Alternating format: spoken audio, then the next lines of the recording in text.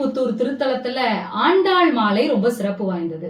கோதைக்கு அரங்கனுக்கு தொடுத்து வைத்த மாலைய தினமும் கழுத்துல எடுத்து போட்டுக்கணும்னு ஆசை. ஒவ்வொரு நாளும் அதை செஞ்சுக்கிட்டு இருக்கா. ஒரு நாள் அவங்க அப்பா பெரியாழ்வார் அதை பார்த்துடுறாரு.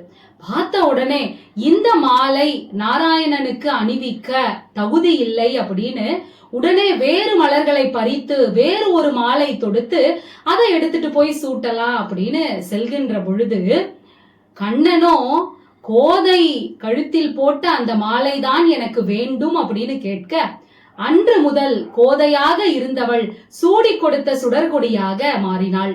ஆண்டவனையே ஆண்டவளாக இருந்ததால் ஆண்டாள் என்கின்ற பெயரும் அப்பொழுது ஏற்பட்டது.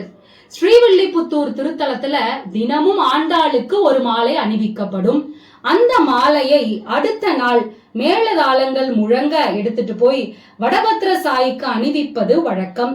திருமண தடை இருப்பவர்கள் அந்த மாலையை பிரசாதமாக பெற்று தான் அணிந்து கொள்ள அவர்களுக்கு திருமண தடை நீங்கி விரைவில் திருமண பாக்கியம் கைகூடும்.